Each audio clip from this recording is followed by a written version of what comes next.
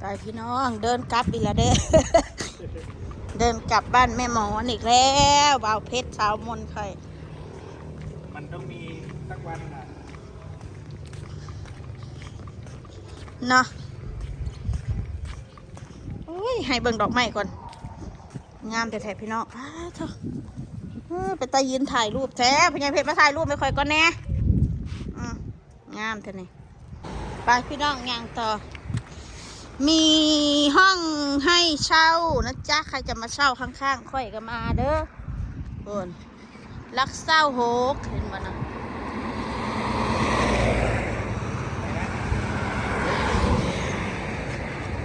วิ่งวิ่งวิ่งวิ่งวิ่งวิ่ง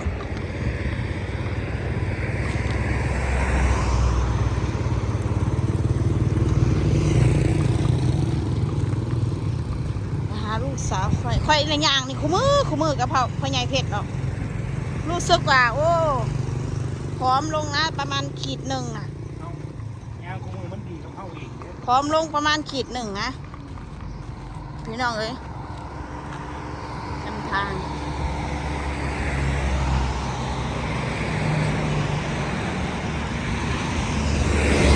กระไรนะอันนี้ยังบรายปันไหนกลางคืนเวลาสุ่มข่อยมาหนังยางมานะก็สิไกลประมาณบ่ฮอดโลดอกพี่น้องแต่ก็ประมาณ600 โล700 โลประมาณนี้แต่ว่ามันอยู่ในบ้านเฮาเนี่ยสบายห้องเช่าห้องนี้เป็นพื้นที่พักใจอันนี้กับบ้านนางหลานี่เด้บ้านนางหลาบ้านนางขิงเด้เงินเพลินอันนี้ก็อยู่ใกล้ๆกันนี่แหละต้องถามกัน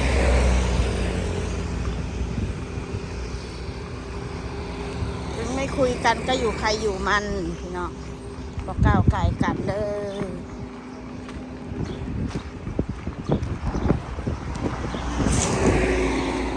พี่น้องย่างมาแล้วฮอดบ้านนะเด้อพี่น้องไปได้เฮือนเล่านี่แหละเฮือนเราพี่น้องมาย่างเอิ้นแกวกเอิ้นเฮ็ดย่างเขาวันนะพอได้ซื้อขนมกินท่านได้กินข้าวเอ้ยเจ้าว่าข่อยมีเงินบ่ว่ามีแต่มาแต่ทาเหือเจ้าว่ามีบ่มีเออบอกเลขใช่ไหมอยากได้เงินเล่นนกแอนมันยังเลขนกแอนนะตัวใดนกแอนมันบินขึ้นทั้งผ้าอันนี้เลขมันตัวใดละเลขมันนะ61บอกรักยังรัก2รัก3เนี่ยถ้าบ่ถือแล้วระวังเจ้าขอสิหายเจ้ารัก10,000นี่ก็ได้เอ้ยเอาพี่น้องหาให้เพิ่นกันเด้อขอเงินเลยขอหลายเดี๋ยวบ่10,000บ่หานะเอานี่มันบ่ฮอดดอกนี่มีซ้ำนี่นี่ของเด้อนี่ของเด้อ2โอ้หลายอยู่ได้นี่ได้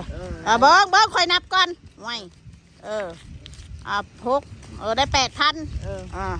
เอาไปขอบใจได้ไหมขอบใจเด้ออวยพรให้เฮาได้ไหมอยู่ดีไม่แห้งเด้อได้เงินเราเฝ้าเลยได้พี่น้องเสือได้กระเสืออีเมลแล้วให้หัวว่าจัดได้เงินเราไปบริพี่บ้าได้จั่วเห็ดคันถ่าบ้าซื้อได้ดีเนาะ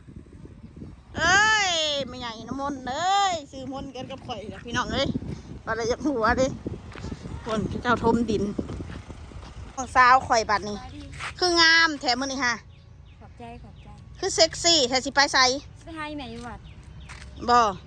ไม่ได้ใส่มาตะห้องพุ่นแล้วย่างมาตะพุ่นแล้วก็ไกลบ่ไกลไหนอย่างออกกำลังกาย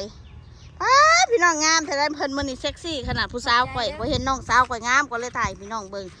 โอเคไปซะเอากดระเบ้อทานนะนี่ก็ลูกนาเดชเด้อนี่ค่ะสบายดีนะกว่าสบายดี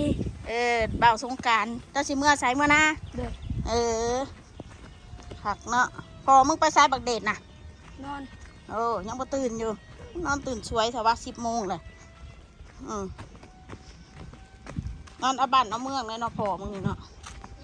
แมน ลูกมันว่าแมนพี่น้องนี่พักกลุ่มเด้อพี่น้องเด้อนี่พักกลุ่มนี่นี่พักกลุ่มกำลังป่งเนาะนี่เก็บไปขันสมได้ได้นี่พี่น้องเอ้ยข่อยนักขันบ่เป็นสมพักกุลหัวเดือนแล้วเด้อพี่น้องพันเดือนแล้วไป บ้านนี้เมื่อห่อนขอบคุณนะมาเลยแม่มานะเธอใส่ส่งยายใส่เสื้อยายพอได้เอาเสื้อผ้ามาให้พอพน้ามาให้แล้วเธอทำอะไรอ่ะช็อกโกแลตให้กินหรอกกินไม่เป็นน่ะทูจ่าหรือยัง วัดจ้า สวัสดีค่ะ ช็อกโกแลต สวัสดีค่ะก่อน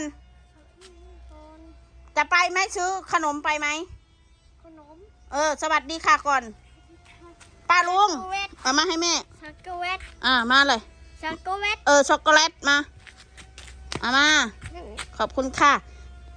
สวัสดีค่ะก่อนเร็วๆสวัสดีค่ะก่อน ใส่ที่ห้า ป้าลุง ปลาดุน คนสวย กระสุน คนงาม คนนู้น ที่สุด ที่สุด ในโลก ฮาบ้า เลย เฮ้ย โอเคน่ารักมากน่ารักเถอะวะคือใส่ชุดน่ารักแท้ส่งยายเสือยายนี่ อยากบอกเด่นนะคนน่ารักจุงเบยเด่นผู้ใหญ่ มันจำเด็กน้อย10 ปีที่น้องมานาน่ะ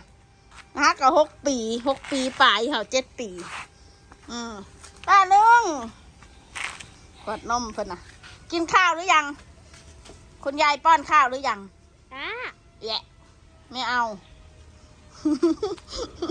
แต่จากหัวไปแม่สิไปกับแม่ป่ะนี่ไปตลาดได้ไปบ่ตื่นตั้งแต่ตี 4ไม่เท่าอ่ะสินอนแต่เว้นตายยังเมื่อคืนนี่ก็จน2, 3 ทุ่มยังนอนไปปั่นพี่น้องทำเองแบบน่ะคืออะไรอ่ะคืออะไรอ่ะคืออะไรคืออะไรคะนี่ไม่เอาไม่เล่นน่ะซื้อขนมเปล่าไปเปล่ากินขนมเซเว่นไหมไปเซเว่นไหมกินไหมขนมเซเว่นหรือว่าไม่กินผมนี่แม่ซ่าให้มันคือคิ้วเถอะคือสาเมื่อคืนนี่คือยังเหม็นคิ้วคอนไฟแท้กุ๊กกี้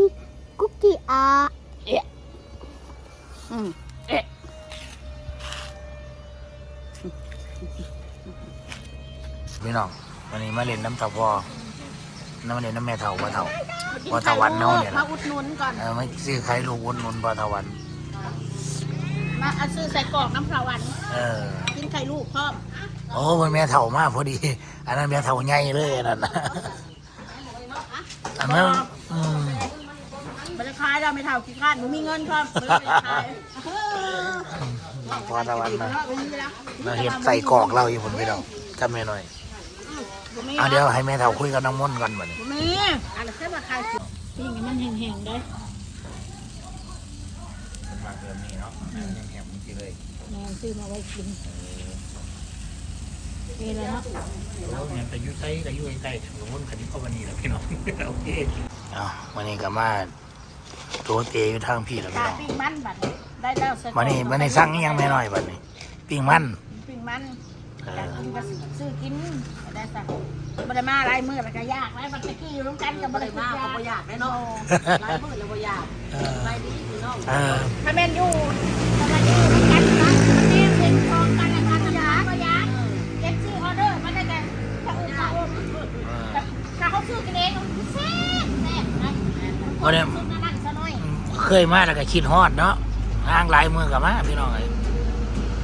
เบิ่งไม่น้อยซับปังหูสิขายตำหูบ่ได้ขายบ่เมื่อวานได้ขายปุ๊บดีน้องขายคนเท่าไหร่